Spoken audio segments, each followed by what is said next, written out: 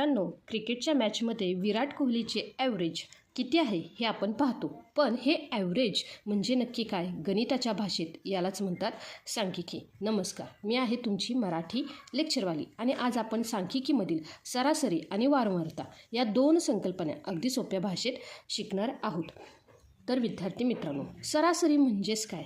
जेव्हा आपल्याला दिलेला माहितीचा एक आकडा काढायचा असतो तेव्हा आपण सरासरी वापरतो. सरासरी हे शिकण्या अगोदर पहिल्यांदा आपण काय करूया, सरासरीमधील प्राप्तांक म्हणजे काय हे समजून घेऊया. तर विद्यार्थी मित्रांनो, प्राप्तांक म्हणजेच काय? दिलेल्या संख्यांच्या समूहातील सर्व संख्यांची एकूण बेरीज. तर विद्यार्थी मित्रांनो, प्राप्तांक म्हणजेच काय बघा, दिलेल्या संख्यांच्या समूहातील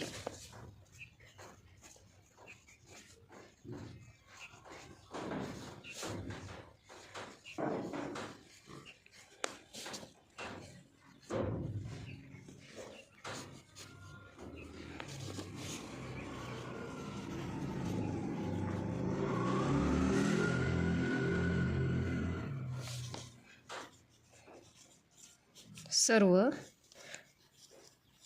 संख्यांची बेरीज.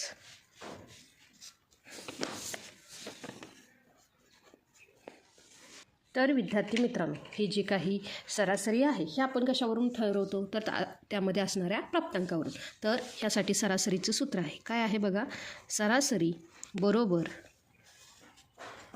सर्व प्राप्तांकाची बेरीज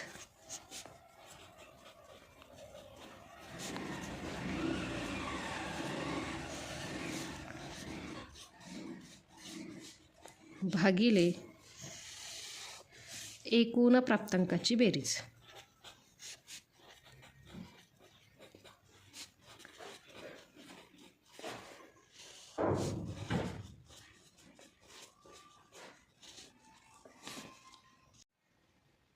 सरासरी ही संकल्पना स्पष्ट होण्यासाठी आपण एक उदाहरण पाहूया.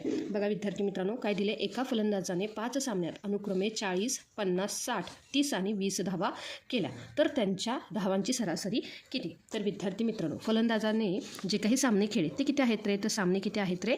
5.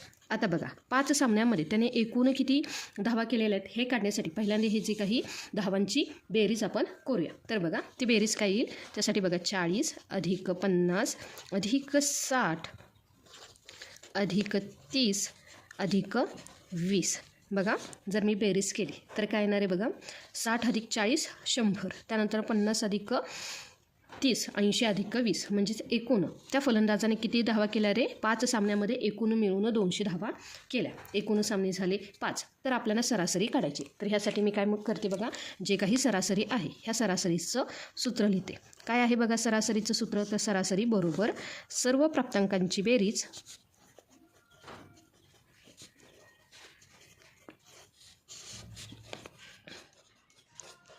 भागिले एकूण प्राप्तांकाची बेरीज.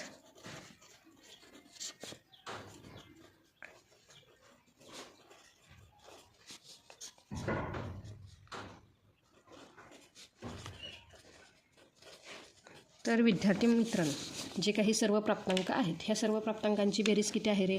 म्हणजेच जो काही हा समूह आहे ह्या संख्यांच्या समूहातील सर्व संख्यांची बेरीज किती आली रे? 200. प्राप्तांक म्हणजेच काय? दिलेल्या संख्यांच्या समूहातील सर्व संख्यांची बेरीज किती आहे ती? तर ती आहे 200. किती आहे? 200 भागिले एकूण प्राप्तांकांची बेरीज म्हणजे एकूण किती सामने आहेत रे? तर एकूण आहे 5 सामने. बघा विद्यार्थी मित्रांनो, जर 5ने मी काय केलं रे? 200ला भाग दिला तर काय येणार आहे? 5 एके 5 5 चोक 20.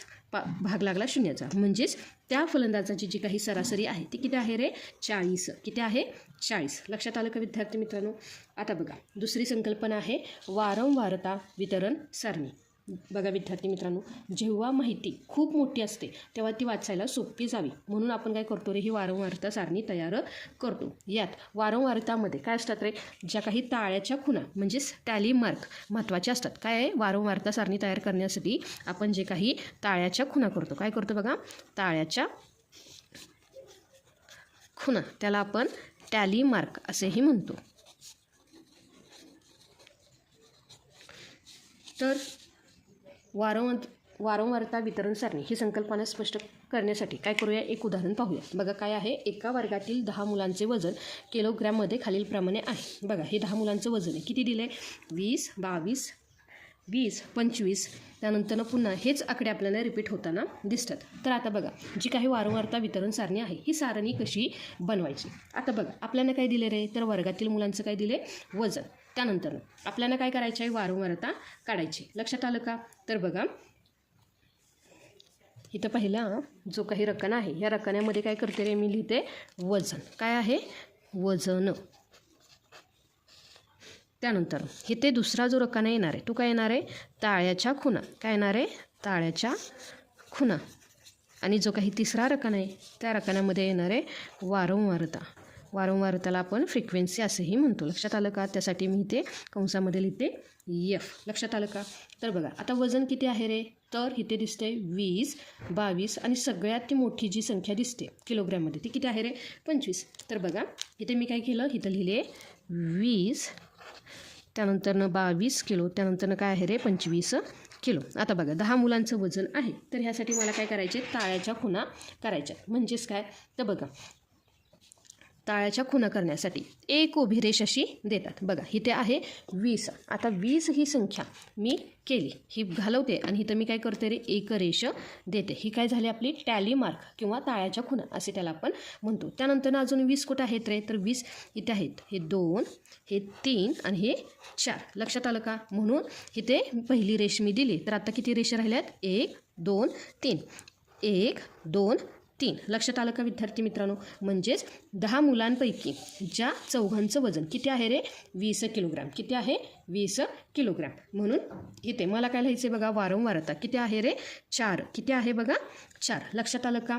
त्यानंतर वारंवारता म्हणजे काय, एकूण किती मुलांचं वजन. ह्या उदाहरणामध्ये लक्षात आलं का, एकूण संख्या तिथे आपण घेतली. त्यानंतर आता जी काही 22 किलो वजन आहे ते किती मुलांचं आहे, तर बघा त्यासाठी मी काय करते, 22साठी बघा 1, 2, 3, 4. लक्षात आलं का. तर बघा मी काय करते, हे जे काही 22 किलोग्रॅम वजन हे किती मुलांचं आहे रे, 4. म्हणून मी काय केलं, ह्या ज्या ताळ्याच्या खुणा केल्यात किती आहेत, 4. आणि वारंवारता किती आहे रे, 4. लक्षात आलं का. त्यानंतर 25 किलोग्रॅम वजन हे किती मुलांचं आहे, तर त्यासाठी मी काय करते बघा, हे एक 25 आणि हे एक 25. लक्षात आलं का.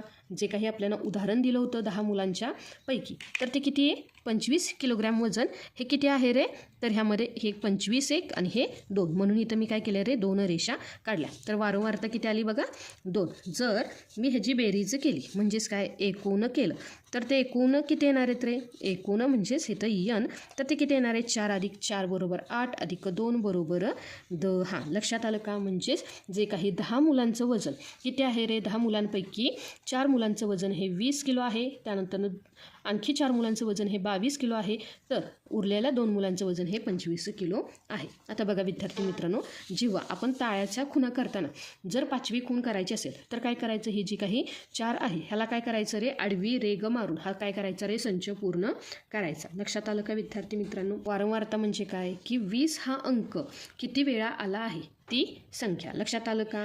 त्यानंतर सरासरी म्हणजे काय, सर्व अंकांची बेरीज भागिले एकूण संख्या. आणि प्राप्तांक म्हणजे काय, गोळा केलेली माहिती. तर विद्यार्थी मित्रांनो, सांख्यिकी म्हणजे केवळ आकडेमोड नाही, तर ती आहे माहितीला शिस्त लावण्याची कला. आजचा हा व्हिडिओ तुम्हाला आवडला असेल तर मराठी लेक्चरवालीला नक्की लाईक, शेअर आणि सबस्क्राईब करा. गणिताची भीती सोडा आणि अभ्यासाला भेटूया पुढच्या लेक्चरमध्ये. तोपर्यंत पाहत राहा मराठी लेक्चरवाली.